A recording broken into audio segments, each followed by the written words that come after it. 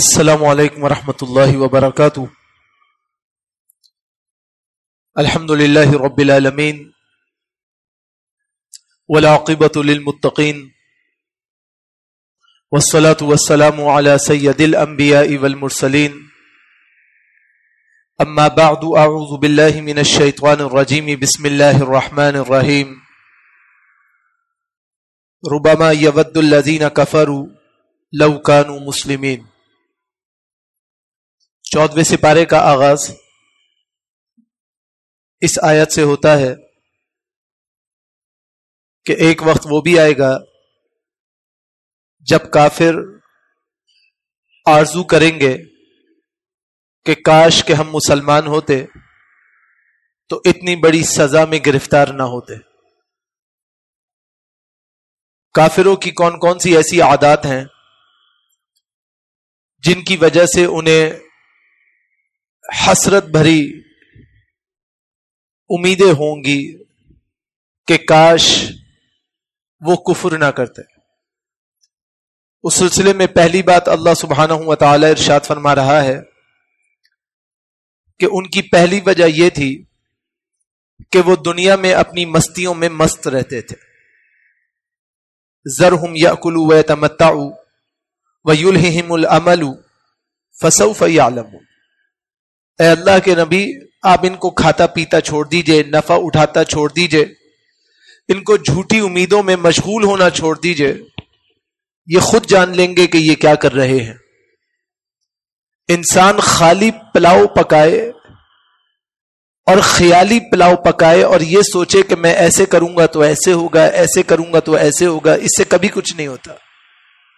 کفار جس قدر اللہ سبحانہ و تعالی کی مخالفت کرتے ہیں، اسی قدر ان کے دماغ میں یہ کھچڑی پک رہی ہوتی ہے کہ بالآخر ہم تو جنت میں جائیں گے، جنت ہماری میراث ہے، ہمیں وہاں جانے سے کوئی نہیں روک سکتا۔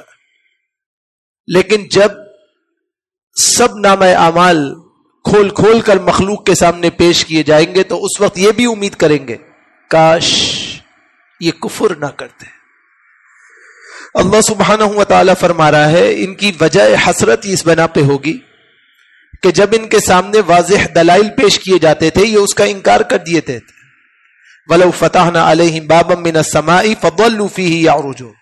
اگر ہم ان پر آسمان کا دروازہ بھی کھول کھول کر ان کو رحمتیں عطا کر دیتے تو ان کی کوششیں ہوتی یہ وہاں بھی چڑھ جائیں۔ لَقَالُوا إِنَّمَا سُكِّرَتْ أَبْصَارُنَا بَلْ نَحْنُ قَوْمٌ مَسْحُورُونَ۔ یہ کہتے تھے کہ ہماری تو نظر بندی کر دی گئی ہے، ہمیں تو کوئی حق نظر نہیں آتا، ہم تو کسی حق کو نہیں پہچانتے، ہمیں تو آپ کی باتیں صحیح نہیں لگتی۔ ایسا لگتا ہے شاید ہم پہ جادو ہو گیا ہے۔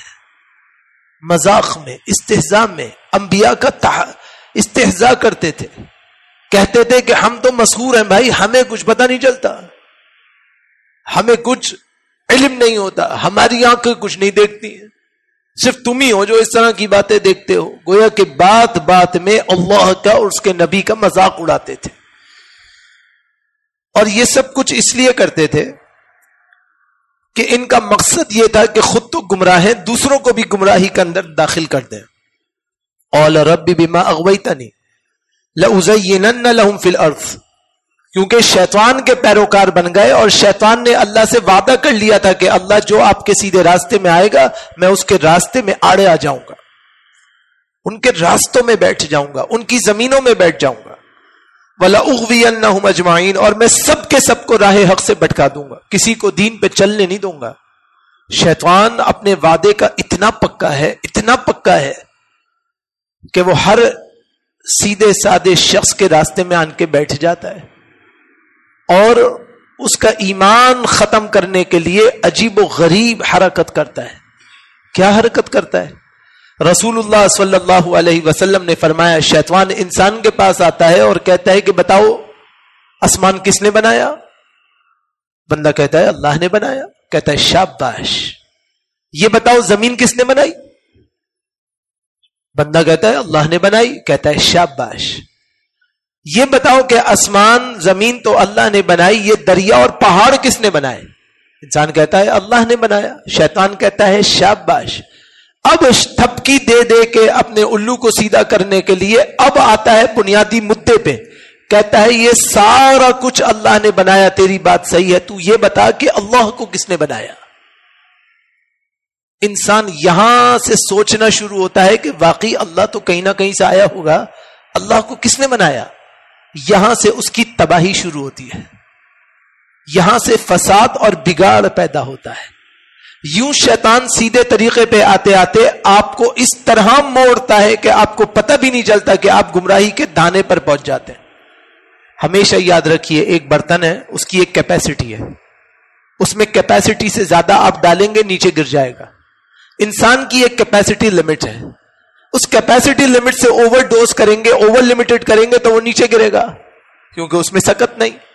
جہاں انسان کی تمام حدودیں ختم ہوتی ہیں، رب العالمین کی حدودیں وہاں سے شروع ہوتی ہیں۔ ہم اس بات کو نہیں پہنچ سکتے، اور پہنچیں گے تو ادھر ادھر ہو کر گمراہ ہو جائیں گے۔ اسی لیے شیطان ہر راستے میں بیٹھ کر الٹی سیدھی باتیں ہانکتا ہے اور اس طرف لے جاتا ہے جہاں سے واپسی کا راستہ نہ ملے۔ اللہ سبحانہ و تعالی فرماتے ہیں ان کی بنیادی وجہ جو کفار حسرت کریں گے وہ یہ ہوگی کہ یہ بات بات میں دین کا مذاق اڑاتے تھے۔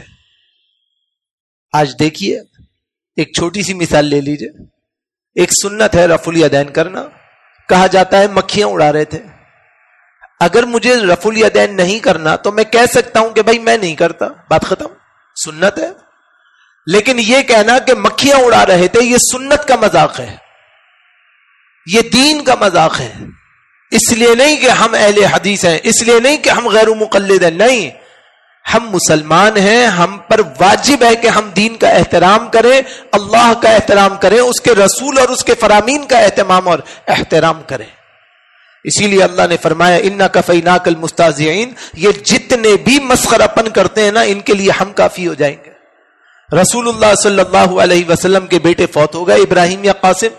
لوگوں نے کہا لو بھائی نام لینے والے ہی ختم، اب کل سے تمہارے نبی کا کوئی نام لینے والا باقی نہیں بچے گا۔ رسول اللہ صلی اللہ علیہ وسلم بہت غمزدہ تھے۔ اللہ نے کہا اِنَّا أَعْطَيْنَاكَ الْكَوْثَرَ فَصَلِّ لِرَبِّكَ وَانْحَرْ إِنَّ شَانِئَكَ هُوَ الْأَبْتَرُ۔ اے اللہ کے رسول، ہم نے آپ کو خیر کثیر سے نوازا، آپ اپنے رب کی عبادت کیجئے، حمد بیان کیجئے، اور اپنے رب کے لیے نماز میں کھڑے ہو جائیے، اور آپ کا دشمن ناکام و ناتمام ہوگا۔ آج آپ کو پتا ہے کہ اللہ کے رسول کے دشمنوں کے نام کیا تھے؟ سوائے 3-4 دشمنوں کے علاوہ کسی دشمن کا نام نہیں پتا۔ پتا ہے اس کی بیوی کا نام کیا تھا، ان کے بچوں کا نام کیا تھا؟ کسی کو نہیں پتا۔ اسماء الرجال میں تمام بحث موجود ملتی ہے کہ صحابی کون تھا، اس کی بیوی کون تھی، اس کے بچے کون تھے۔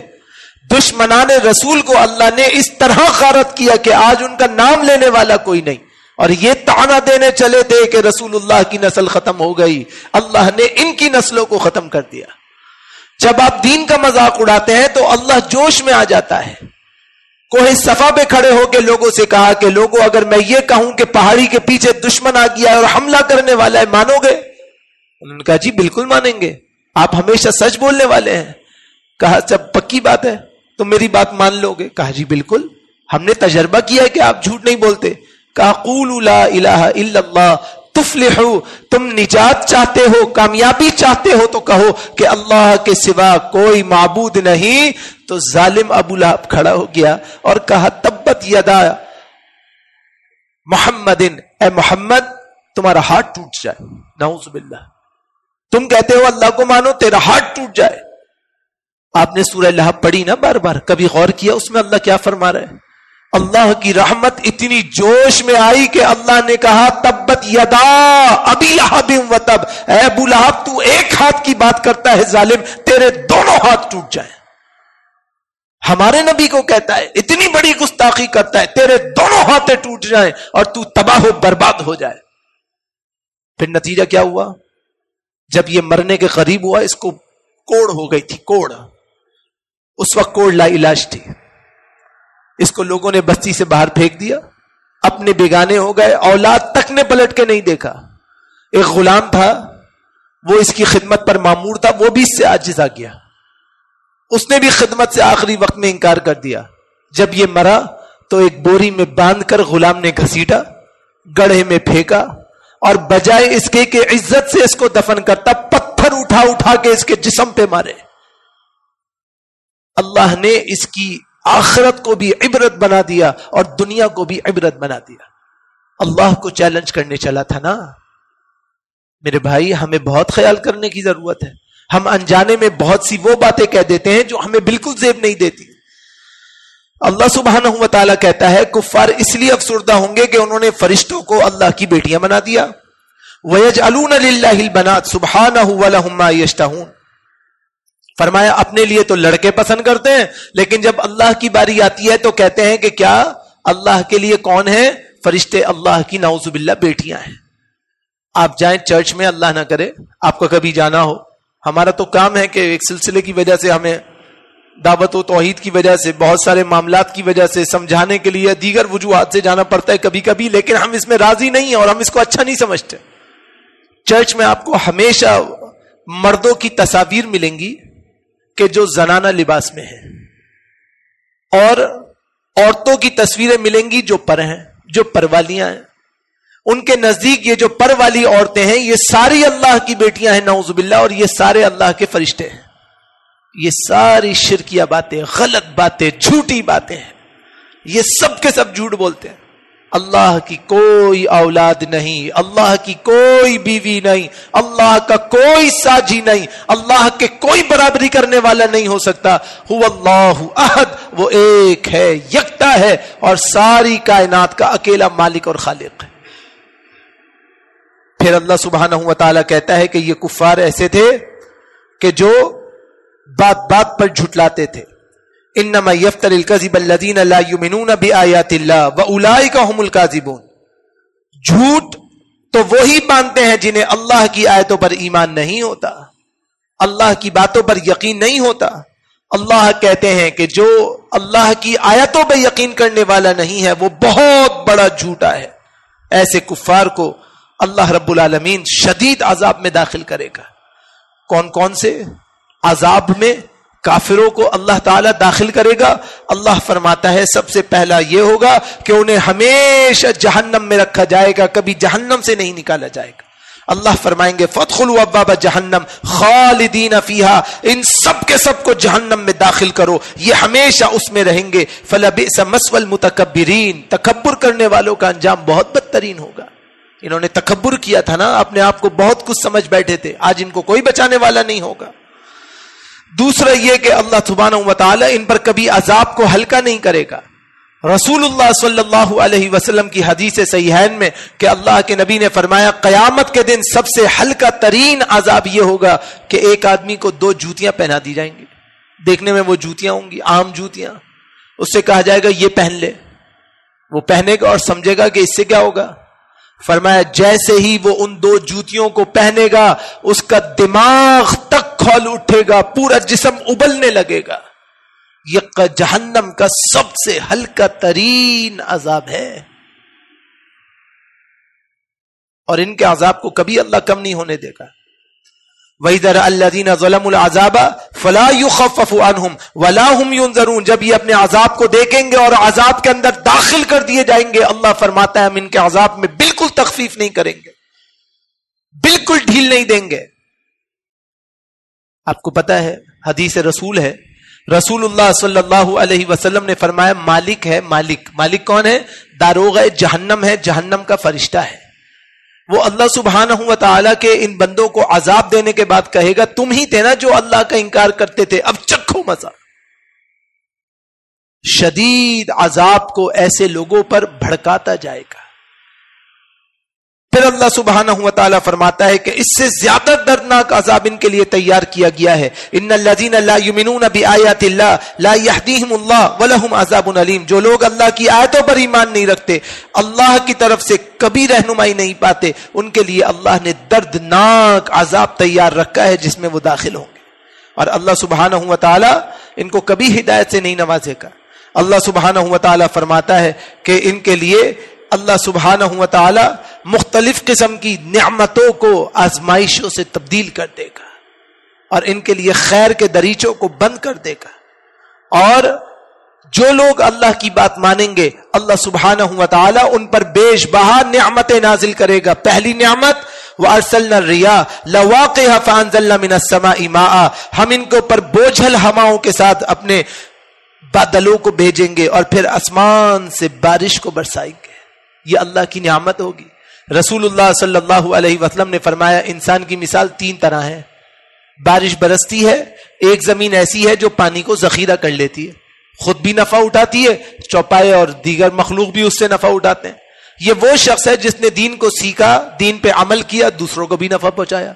دوسری مثال اس زمین کی طرح ہے جس پر بارش برسی, اس نے خود تو نفع کوئی حاصل نہیں کیا, کوئی کھیتی نہیں اگ سکی, لیکن اس نے پانی کو ذخیرہ کر لیا. یہ اس شخص کی مثال ہے جو لوگوں کو تو بہت سمجھاتا ہے مگر خود عمل کچھ نہیں کرتا. اور تیسری مثال اس زمین کی ہے کہ جب بارش ہوئی تو نہ اس نے کچھ جمع کیا اور نہ اس نے نفع حاصل کیا, سارا کا سارا پانی بہہ گیا. یہ مثال اس منافق کی ہے جو سب کچھ سنتا ہے, جانتا ہے, نہ عمل کرتا ہے, نہ دعوت دیتا ہے. صحیحین کی روایت ہے, اللہ کے پیارے نبی جناب محمد الرسول اللہ صلی اللہ علیہ وسلم نے زرخیز زمین کی طرح اپنے آپ کو بنانے کا حکم دیا. تو فرمایا کہ جب اللہ سبحانہ و تعالیٰ کی طرف سے بارشیں ہوتی ہیں یہ اللہ کی طرف سے انعام ہے. دوسرا انعام کیا ہے کہ اللہ تعالیٰ لوح محفوظ سے قرآن کریم اللہ نے عطا کیا, یہ بہت بڑی اللہ کی نعمت ہے. وَلَقَدْ آتَيْنَاكَ سَبْعًا مِنَ الْمَثَانِيَ وَالْقُرْآنِ الْعَظِيمِ, ہم نے 7 آیتیں ایسے دیں جن کو پلٹ پلٹ کے پڑھا جاتا ہے. کون سی؟ سورۃ الفاتحہ. بار بار پڑھا جاتا ہے نا. یہ کتنا بڑا انعام ہے آپ کو پتا ہے. ہم نے اس کو ارزاں سمجھ لیا نا. ہم دیکھو شیطان کے بہکاوے میں آ گئے, ایک آدمی کہتا ہے پڑھو, ایک آدمی کہتا ہے نہیں پڑھو. آپ یہ بات اچھی طرح سمجھ لیں کہ دنیا میں جتنے مسالک ہیں مسلمانوں کے, ان سب کے نزدیک سورۃ الفاتحہ پڑھنا منع نہیں ہے. پڑھنے کی ترتیبات میں اختلاف ہے مگر پڑھنا کبھی منع نہیں ہے. سورۃ الفاتحہ پڑھنے سے کیا برکت حاصل ہوتی ہے؟ وہ برکت یہ ہے کہ جب آپ سورۃ الفاتحہ پڑھتے ہیں تو اللہ تعالیٰ اس کا جواب دیتے ہیں. آپ کہتے ہیں الحمدللہ رب العالمین, اللہ تعالیٰ فرماتا ہے حمیدنی عبدی. آپ کہتے ہیں الرحمن الرحیم, اللہ کہتا ہے مجدنی عبدی, میرا بندہ میری بزرگی بیان کر رہا ہے, میرا بندہ جو مجھ سے مانگ رہا ہے میں اس کو دے رہا ہوں. ایاک نعبد و ایاک نستعین, اللہ کہتا ہے میرے بندے نے جو مانگا میں نے اسے دے دیا, فرشتوں تم گواہ ہو جاؤ. تو یہ تو نعمت بھری دعا ہے, نعمت بھری دعا, اس کو کبھی نہیں چھوڑنا چاہیے اور کبھی نماز میں اس سے نہیں رکنا چاہیے اور کبھی اس کو نہیں چھوڑنا چاہیے. اللہ سبحانہ و تعالیٰ فرماتا ہے کہ اللہ سبحانہ و تعالیٰ نے سفر کے لیے نعمتیں دی. والخیل والبغال والحمیر لترکبوها, اللہ نے گھوڑے, خچر, گدھے اس لیے دیے کہ تم ان کے اوپر سواریاں کرو, اور اللہ نے اس کو بطور مال اثاثہ رکھنے کے لیے دیے. یہ سب اللہ سبحانہ و تعالیٰ کی نعمتیں تھی. پھر اللہ نے سمندر میں چھپی ہوئی نعمتیں ادا کی. وَهُوَ الَّذِي سَخَّرَ الْبَحْرَ لِتَأْكُلُوا مِنْهُ لَحْمًا طَرِيًّا, اللہ نے تر و تازہ مچھلیاں ادا کر دی. مچھلی اللہ نے عطا کی. مچھلی کے مسئلے میں ایک بات سمجھ لیجئے کہ سمک التافیہ کے علاوہ سمندر کی تمام مخلوق حلال ہے. سمک التافیہ کہتے ہیں وہ مچھلی جو بدبودار ہو جائے, سڑ جائے, پھول جائے, پھٹ جائے, وہ آپ کے لیے حلال نہیں, وہ خراب ہو گئی اس لیے. باقی سمندر میں جو مچھلی زندہ ملے وہ بھی حلال, مری ہوئی ملے وہ بھی حلال. دلیل زندہ تو حلال ہے ہی, مروی کے حلال ہونے کی دلیل صحابہ اکرام جہاد کے لیے گئے, بھوک پیاس سے برا حال تھا, اللہ نے عنبر مچھلی مردہ حالت میں ساحل پہ نکالی. اتنی بڑی مچھلی تھی, اتنی بڑی مچھلی تھی جس کو آپ آج کے دور میں بلو ویل سمجھ سکتے ہیں کہ ایک اونچے قد کا آدمی اونچے قد کے اونٹ پر ایک بڑا سا بانس لے کر کھڑا ہوا تو وہ اس مچھلی کی پسلیوں کے نیچے سے صحیح سالم گزر گیا. اس مچھلی کی آنکھوں کے حلقے اتنے بڑے بڑے تھے, صحیحین کی روایت ہے کہ 4 آدمی 3 آدمی اس کے حلقوں کے اندر اتر گئے تھے اس کی چربی نکالنے کے لیے. اور رسول اللہ صلی اللہ علیہ وسلم کو جب بتایا گیا تو آپ نے کہا اگر کچھ اس کا حصہ لائے ہو تو ہمیں بھی کھلاؤ, لہذا رسول اللہ صلی اللہ علیہ وسلم کو بھی پیش کیا گیا. تو سمندر کی مخلوق اللہ نے حلال رکھی ہے بشرط یہ کہ وہ مچھلی جیسی ہو اور مچھلی کی اس کے اندر صفات پائی جاتی ہے یا مچھلی کی کوالٹیز پائی جاتی ہوں. تاہم حدیث میں یہ ہے کہ الحل میتتہ, سمندر کا جو مردار ہے اللہ نے حلال رکھا ہے, لہذا اس میں کوئی انشاءاللہ حرج نہیں ہے. اللہ سبحانہ و تعالیٰ آخری 2 باتیں فرماتا ہے کہ ہم نے تمہارے لیے پینے کے واسطے دودھ مہیا کیا. آپ جانور کو کاٹیں اس کی رگوں سے دودھ نہیں نکلے گا. اللہ کی عجیب شان ہے, عجیب شان دیکھیے اللہ کی کہ خون اور گوبر کے درمیان اللہ نے دودھ کی نہر پیدا کی ہے. کوئی تمہارا جاننے والا جو ایسی نعمت بنا کے دکھاتے ہیں، یہ اللہ کی شان ہے۔ اللہ فرماتا ہے وَإِنَّ لَكُمْ فِي الْأَنْعَامِ لَعِبْرَةً، اللہ نے تمہارے لیے چوپاؤں میں بڑی نشانی پیدا کی ہے۔ نُسْقِيكُم مِّمَّا فِي بُطُونِهِ، اللہ تمہیں اس کے پیٹ میں جو دودھ ہے اس کو پلاتا ہے۔ مِن بَيْنِ فَرْثٍ وَدَمٍ، جو گوبر اور خون کے درمیان ہے، خالص دودھ اللہ تمہیں عطا کرتا ہے اور تم پیتے ہو۔ اور پھر اللہ سبحانہ و تعالی آخری بات فرماتا ہے کہ وَأَوْحَىٰ رَبُّكَ إِلَى النَّحْلِ، اللہ نے شہد کی مکھی کی طرف بھی وصیت اور نصیحت فرما دی۔ کیا نصیحت فرمائی؟ ان اتخذی من الجبال بیوتا، کہ تم پہاڑوں میں اپنے گھر بنایا کرو، درختوں میں اپنے گھر بنایا کرو، اور جہاں پہ جالے بنا کر پودوں کو پھیلایا گیا ہو وہاں پر تم اپنے گھر بنایا کرو۔ کیوں؟ اس لیے کہ تم جو شہد پیدا کرو گی وہ میرا مخلوق اس سے نفع حاصل کرے گی اور میری مخلوق اس سے استمتاع کرے گی۔ یہ اللہ کی کتنی بڑی سعادت ہے، اور اللہ سبحانہ و تعالی کی طرف سے کتنا بڑا انعام ہے۔ یہ سب کچھ کب حاصل ہوگا؟ کہ جب انسان اللہ سبحانہ و تعالی کی طرف رجوع الی اللہ کرے اور پکا اپنے آپ کو اللہ کے حوالے کر دے، تو اللہ کہتا ہے وَلَأَجْرُ الْآخِرَةِ أَكْبَرُ لَوْ كَانُوا يَعْلَمُونَ، آخرت کا اجر بہت بڑا ہے، کاش کہ یہ جانتے۔ اگر یہ جانتے اور عمل کر لیتے تو اللہ نے آخرت میں اس سے بھی بہت بڑے بڑے انعام آپ کے لیے تیار کیے ہیں۔ اللہ سے دعا کرتے ہیں اللہ ہمیں بھی ان انعامات کا مستحق بننے کی توفیق نصیب فرمائے، اور جن چیزوں سے کفار کو حسرتیں ہوں گی اللہ سبحانہ و تعالی ان چیزوں سے، ان کی صفات سے، ان تمام عوامل سے ہم تمام مسلمانوں کو بچنے کی توفیق نصیب فرمائے، اور اللہ تعالیٰ اپنی مخصوص رحمت میں ہم سب کو انشاءاللہ ڈھانپ لے اور ہم سب کی بگڑیوں کو سوار دے۔ اقول قولی ھذا استغفر اللہ لی ولکم ولسائر المسلمین۔